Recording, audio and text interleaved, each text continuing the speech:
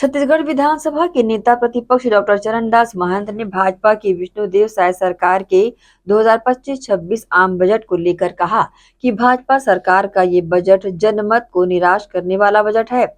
Budget कृषि, रोजगार, स्वास्थ्य, शिक्षा, महंगाई, उद्योग, वनोपज, युवा, महिला, आम आदमी, गरीब से छलावा मात्र है।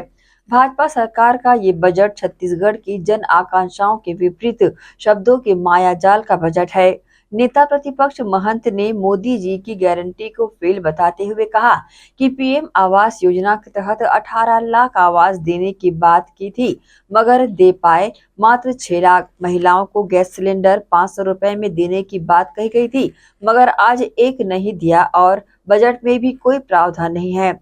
पूर्व बजट में 33,000 शिक्षकों की भर्ती की घोषणा की गई थी, एक भी भर्ती नहीं हुई है। पिछले वर्ष बजट में नया रायपुर तक रेल सेवा प्रारंभ करने की घोषणा की गई थी, पर अभी तक चालू नहीं हुई है। उन्होंने आगे कहा कि भाजपा की विष्णुदेव साय सरकार ने अपने प्रचार प्रसार के लिए 550 करोड़ का प्रावधान किया है, जो जनहित से परे है। देखिए, मैं तो आप सभी पत्रकार साथियों को बधाई देता हूं कि आपके अलावा किसी को कुछ नहीं दिया। शब्दों के माया जाल में उन्होंने न तो नौजवानों का ख्याल रखा, न बेरोजगारों का ख्याल रखा, न हमारे मजदूरों का ख्याल रखा, न हमारे उन किसानों का ख्याल रखा जो गांव में खेती करते हैं। उनने कोई विजन उनके लिए नहीं दिया है। ये बजट सिर्फ उनका जो भाषण होता है वो भाषण था, और वो भी ऐसा भाषण जो ज्ञान और गति के बाद दुर्गति प्रदान करने वाला दिखता है। मैं कुछ आंकड़े आपको रखना चाहता हूं। आज इन्होंने पिछले बजट में कहा था कि हम 33,000 शिक्षकों की भर्ती करेंगे, मगर आज सिर्फ 600 इंजीनियर की भर्ती करने की बात उन्होंने कही है। उन्होंने मोदी की गारंटी में 18 लाख आवास देने की बात कही है, मगर ये सिर्फ एक प्रस्ताव है। उनके आर्थिक सर्वेक्षण को आप देख लीजिए, उसमें पिछले साल सिर्फ 6 मकान पूर्ण हुए हैं, बाकी का पूर्ण नहीं हुआ है।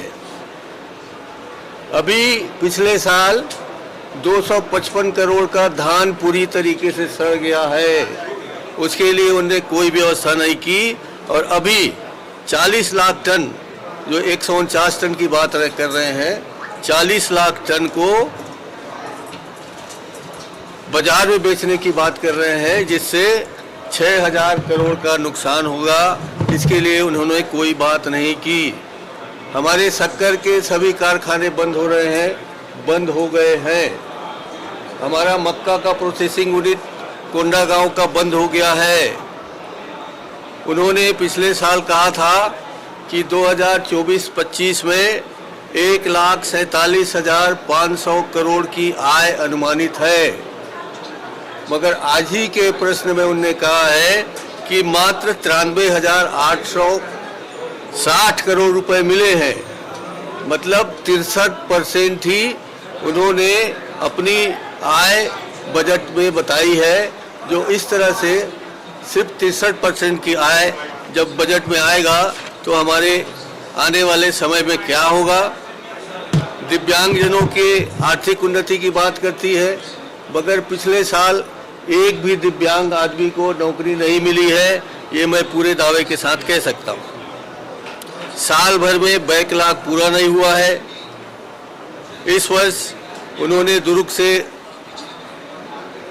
रायपुर या रायपुर से दुर्ग मेट्रो की बात कही है, मगर पिछले साल रेल इंफ्रास्ट्रक्चर का जो उन्होंने बात कहा था वो बिल्कुल संभव नहीं हो पाया।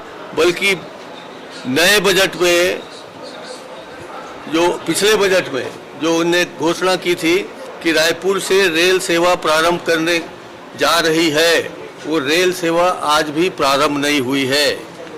इस तरह से हम देखें, आप देखें, उनका ई पोर्टल कोई काम नहीं कर रहा है, डाटा प्रबंधन बिल्कुल जीरो है। और हम ये कह सकते हैं कि इस बजट से हमारे नौजवानों को, हमारे किसानों को, हमारे आदिवासी भाई को कुछ नहीं मिलेगा, सिर्फ एक लुभावना भाषण है जो उन्होंने बेहतर ढंग से बोलने की प्रैक्टिस करके दी है, इसके अलावा कुछ भी नहीं, शब्दों का मायाजाल है। ओके।